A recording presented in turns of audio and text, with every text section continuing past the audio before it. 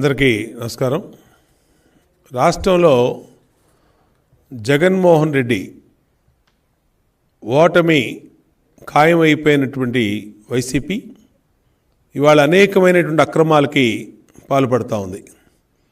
ఈరోజు విపరీతమైనటువంటి ఎండలు దాదాపు విజయవాడ నగరంలో కానీ అలాగే రాష్ట్రంలో విశాఖపట్నం కానీ రాయలసీమ కానీ అన్ని ఊళ్ళలో కూడా విపరీతమైన టెంపరేచర్స్ పెరిగినటువంటి ఈ దశలో పింఛనుదారులతో జగన్మోహన్ రెడ్డి రాక్షస రాజకీయ క్రీడ ఆడుతున్నాడు. రాక్షస రాజకీయ క్రీడ మామూలు కూడా దుర్మార్గులు. ఎందుకంటే తల్లి వయసు ఉన్నటువంటి పింఛన్లు, తండ్రి వయసు ఉన్నటువంటి పింఛన్లు, మరి వితంతువులు, అలాగే దివ్యాంగులు, కదలలేక ఇళ్లల్లో ఉండి ఇబ్బందులు పడుతూ నడవలేని వాళ్ళు, ఆఫీసులకు వెళ్ళి పింఛన్లు తీసుకునేవాళ్ళు, వీళ్ళందరినీ కూడా జగన్మోహన్ రెడ్డి రాజకీయ రాక్షస క్రీడలో బలైపోతూ ఉన్నారు. 2 నెలలు వాళ్ళ జీవితాలతో ఆడుకుంటూ ఉన్నాడు. 2 నెలలు ఏప్రిల్ 1వ తారీఖు ఇవ్వాల్సిన పింఛను సాక్షి పేపర్లో 3 నుంచి పింఛను పెంపర్లని పంపిణీ అని వేశారు. మరి 3 నుంచి పంపిణీ అన్నప్పుడు ఎందుకు మీరు డోర్ టు డోర్ ఇవ్వటం లేదు? గతంలో ఇచ్చినటువంటి డోర్ టు డోర్ విధానాన్ని జగన్మోహన్ రెడ్డి ప్రభుత్వం ఎందుకు అమలు చేయటం లేదని డిమాండ్ చేస్తూ ఉన్నాం. ఈ ప్రభుత్వాన్ని అడుగుతూ ఉన్నాం. ఈ ప్రభుత్వానికి కనీస మానవత్వం ఉందా అని అడుగుతూ ఉన్నాం. ఎండలు మండిపోతూ ఉన్నాయే. తల్లి లాంటి వయసున్న వాళ్ళు, తండ్రి లాంటి వయసున్న వాళ్ళు, భర్తల్ని కోల్పోయిన వితంతువులు, అక్కలు, చెల్లెళ్ళు, అలాగే దివ్యాంగులు, వీళ్ళు నీ రాక్షస క్రీడలో ఇవాళ సచివాలయాల దగ్గరికి వెళ్ళాలా? ఎందుకు వెళ్ళాలి సచివాలయాల దగ్గరికి? సచివాలయాల దగ్గరికి ఎందుకు తీసుకెళ్ళాలి వాళ్ళని? నేను అడుగుతా ఉన్నా. సాక్షి పత్రికలో విష ప్రచారాలు చేస్తూ ఉన్నారు. ఈ విష ప్రచారాల్లో రాజకీయ ప్రతిపక్ష పార్టీలంట ఎలక్షన్ కమిషన్ చెప్పినాయంట, ఎలక్షన్ కమిషను ఆపిచ్చారంట. అంటే మేము అడుగుతా ఉన్నాం, నువ్వు ముఖ్యమంత్రి, ఆపద్ధరం ముఖ్యమంత్రివైనా నువ్వు ఇంకా నీకు 40 రోజులు నువ్వు ఆపద్ధరం ముఖ్యమంత్రిగా కొనసాగుతావు. నువ్వు స్పష్టమైన ఆదేశాలు ఎందుకు ఇవ్వటం లేదు Jagan Reddy? Door to door పింఛన్లు ఇవ్వమని పింఛన్దారులందరికీ ఇంటి దగ్గరికి ఇవ్వమని ఎందుకు నువ్వు స్పష్టమైన ఆదేశాలు ఇవ్వటం లేదు అని ముఖ్యమంత్రిని ప్రశ్నిస్తా ఉన్నావు. ఎలక్షన్ కమిషన్ ఏం చెప్పింది? నువ్వు వాలంటీర్ని నీ రాజకీయ ప్రయోజనాల కోసం వాడుకుంటా ఉన్నావు, నీ వైసీపీ ప్రచార కార్యక్రమాల్లో వాడుకుంటా ఉన్నావు. అది తప్పు. కాబట్టి వాలంటీర్ల చేత ప్రభుత్వ కార్యక్రమాలు చేయించొద్దు అని మాత్రమే చెప్పింది. నేను అడుగుతా ఉన్నా, ఈ ఆంధ్రప్రదేశ్ రాష్ట్ర ప్రభుత్వం దగ్గర ఒక్క వాలంటీర్లు తప్ప ఇంకెవరు ఉద్యోగులు లేరా అని అడుగుతా ఉన్నా. ఎవరు ఉద్యోగులు లేరా నీ దగ్గర? ఏమైపోయినాయి నీ 15,000 సచివాలయాలు? ఏం చేస్తున్నారు నీ పైన 1,65,000 మంది నీ స్టాఫ్? సచివాలయాల్లో 1,65,000 మంది స్టాఫ్ను పెట్టుకుంటే ఒక మనిషి 50 పింఛన్లు ఇస్తే అయిపోయింది. ఇవాళ నీ రాజకీయ కక్ష సాధింపుల్లో భాగంగా ప్రతిపక్షాలని కార్నర్ చేయాలనే ఉద్దేశంతో ప్రతిపక్షాలను టార్గెట్ చేస్తూ ఎందుకు నువ్వు సచివాలయాల దగ్గరకు వచ్చి, సెక్రటరీ దగ్గరకు వచ్చి పింఛన్లు తీసుకోవాలని చెప్తా ఉన్నావు? ఇది నీ రాజకీయ కుట్ర కాదా అని అడుగుతా ఉన్నావు. వదిలిపెట్టం జగన్ రెడ్డి. నిన్ను ఇంటి వద్దకే గతంలో పింఛను ఇచ్చే వరకు తెలుగుదేశం పార్టీ కానీ, ప్రతిపక్షాలు కానీ, జనసేన కానీ, బీజేపీ కానీ ఎవ్వరూ కూడా ఈ కూటమి ఎన్డీఏ కూటమి నిన్ను వదిలిపెట్టదో. నిన్న కలెక్టర్ సమావేశం పెట్టావు. కలెక్టర్ సమావేశంలో ఎవడండి ఇతను? మధుసూదన్ మురళీధర్ రెడ్డి. ఇతను ఎవడండి దాంట్లో మాట్లాడేది? అంటే తాడేపల్లి నుంచి ఆదేశాలు వచ్చినాయి, ఇంటింటికి పింఛన్లు పంచడం కుదరదు అని చెప్పి లేపాక్షి కేసులో A4గా ఉన్నటువంటి జగన్మోహన్ రెడ్డి సహనిందితుడైనటువంటి మురళీధర్ రెడ్డి ఇతను డిసైడ్ చేస్తాడా? ఎంత ఆశ్చర్యం అండి.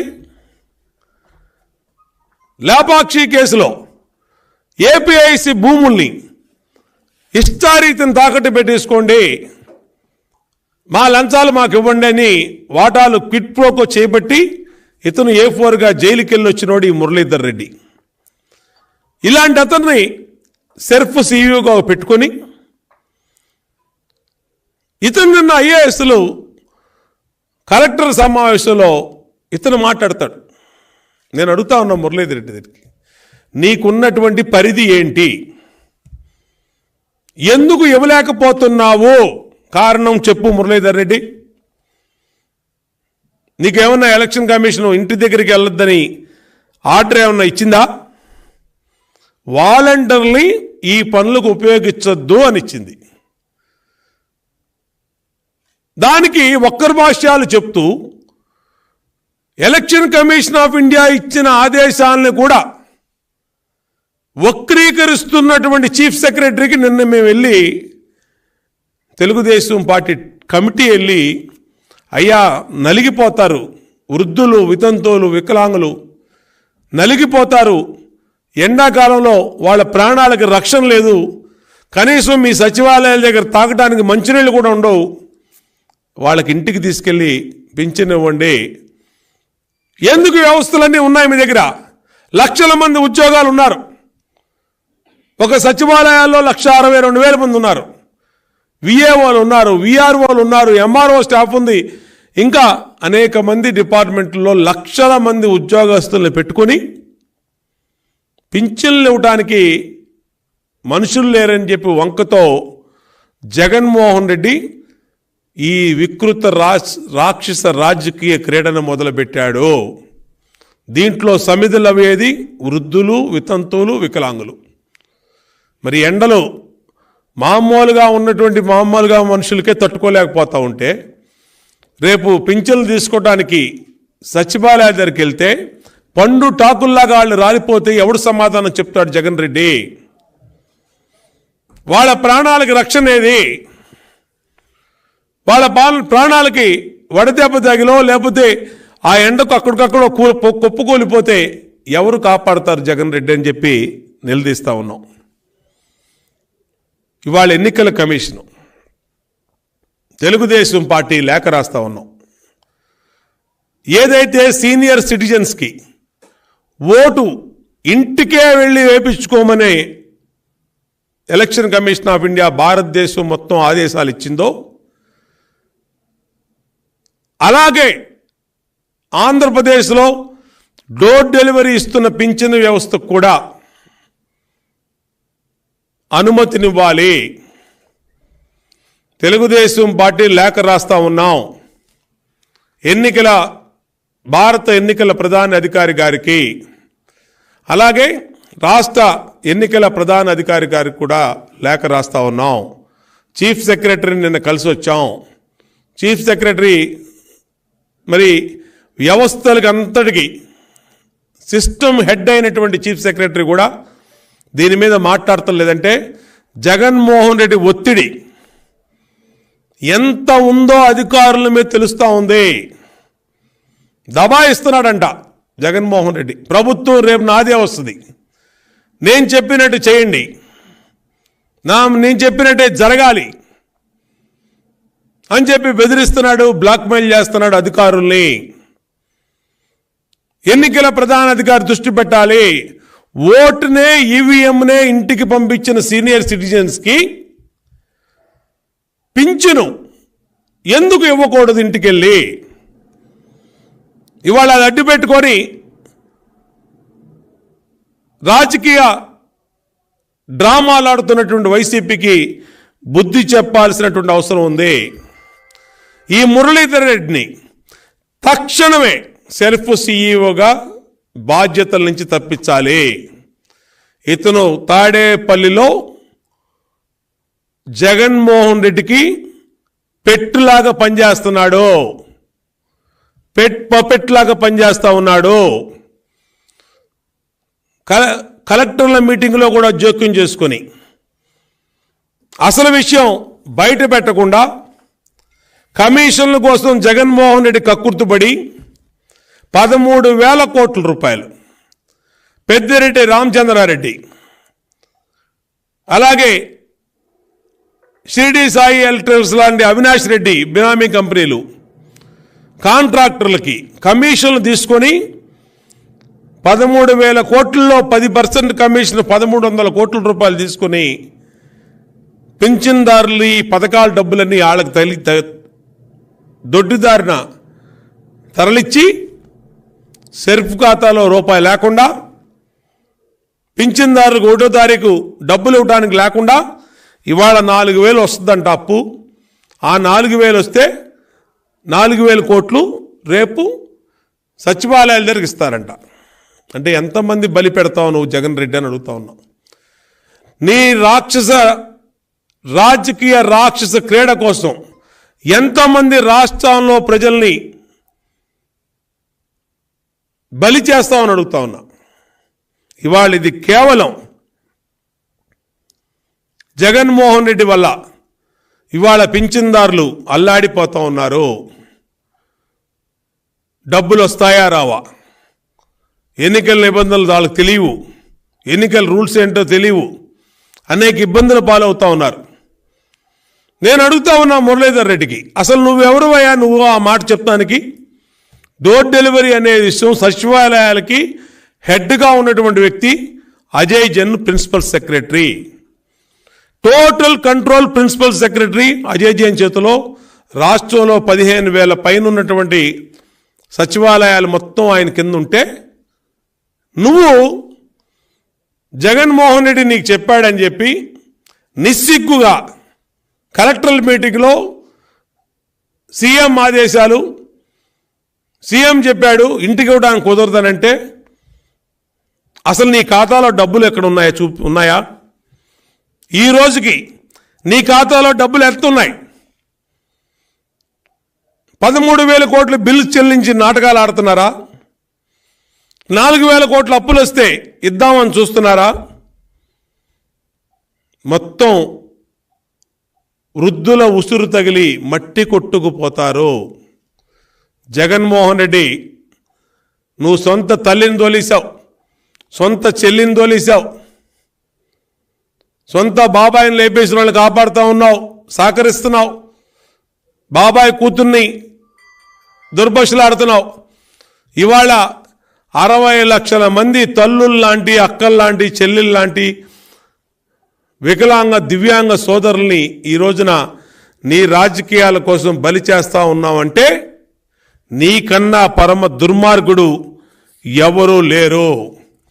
ముఖ్యమంత్రికి చిత్తశుద్ధి ఉంటే వెంటనే ఇప్పటికైనా ఆదేశాలు ఇవ్వండి. ఈరోజు డోర్ టు డోర్ పింఛన్లు ఇవ్వమనండి, మీ సచివాలయ సిబ్బందిని పంపించండి. అందరూ కూడా 1,65,000 మంది సెక్రటరియట్ ఆఫీసులు, విలేజ్ సెక్రటరియట్ ఆఫీసుల్లో ఫ్రీగా ఉంటే ఎందుకు మీరు చేయటం లేదని అడుగుతా ఉన్నా. ఖచ్చితంగా పింఛన్లని తెలుగుదేశం పార్టీ నిన్న చీఫ్ సెక్రటరీ గారిని కలిసాం. చీఫ్ సెక్రటరీ గారు వాళ్ళు రివ్యూ పెట్టారంటున్నారు. చీఫ్ సెక్రటరీ గారికి కూడా విజ్ఞప్తి చేస్తూ ఉన్నాం, మీరు ఎన్నికల సంఘం ఆదేశాలని ఉల్లంఘిస్తున్నారు, దయచేసి ఆ పని చెయ్యొద్దు. మీరు జగన్మోహన్ రెడ్డి ఉండేది 40 రోజులే, 40 రోజుల తర్వాత పెట్టే బేడా సర్దుకొని వెళ్ళిపోయేవాడు జగన్మోహన్ రెడ్డి. మీరు చట్టాలని కాపాడుతున్న వాళ్ళు, సిస్టమ్ని రన్ చేసేవాళ్ళు, దయచేసి మీరు ఒత్తిళ్ళకి గురి కాకుండా చట్టాన్ని అమలు చేయండి. ఎన్నికల సంఘం ఏమిచ్చిందో వాలంటీర్లను పక్కన పెట్టండి, సచివాలయ సిబ్బందితో ఇంటికి పంపించండి. ఇంటికి పంపించే వరకు కూడా తెలుగుదేశం పార్టీ పోరాటం చేస్తాం. అవసరమైతే లంచ్ మోషన్ వేసి హైకోర్టు కూడా వెళ్తామని ఇంటికి ఇచ్చే వరకు కూడా అని హెచ్చరిస్తా ఉన్నాం. ఎన్నికల కమిషన్, భారత ఎన్నికల కమిషన్ ఢిల్లీలో కలుస్తాం, ఇక్కడ హైకోర్టును ఆశ్రయిస్తాం. విడిచిపెట్టే ప్రసక్తి లేదు. మా రాష్ట్రంలో వృద్ధులకి, వితంతువులకి, వికలాంగ, దివ్యాంగ సోదరులకి ఖచ్చితంగా పింఛను ఇంటికి చేరవలసిందే. నిన్ను విడిచిపెట్టం జగన్ అని హెచ్చరిస్తా ఉన్నాం.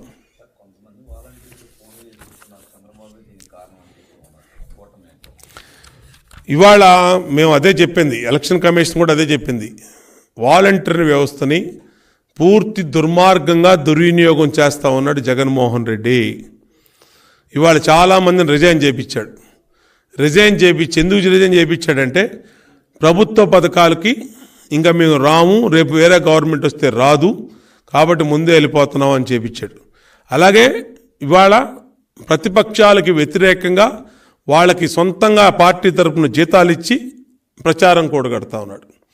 ప్రభుత్వం నుంచి 5,000 ఇస్తున్నాం, రేపు మీకు అధికారంలోకి వస్తే అచ్చేస్తాం ఇచ్చేస్తాం, ఇప్పుడు మేము 10,000 ఇస్తాం, 15,000 ఇస్తాం అని చెప్పి ఆ డబ్బులు ఇచ్చి ఎన్డీఏ కూటమి మీద, తెలుగుదేశం, జనసేన, బీజేపీ కూటమి మీద విష ప్రచారం ఉపయోగిస్తూ ఉన్నాడు జగన్ రెడ్డి. కాబట్టే మేము చెప్తా ఉన్నాం, వాలంటీర్లకి చంద్రబాబు నాయుడు గారు స్పష్టంగా ప్రకటించారు, పర్మనెంట్ చేస్తాం. అట్లాగే వాళ్ళకి మెరుగైనటువంటి 30,000 నుంచి 50,000 రూపాయలు సంపాదించుకునే విధంగా జీతాలు ఇస్తాం, మంచి పొజిషన్లో వాళ్ళని ఉంచుతామని.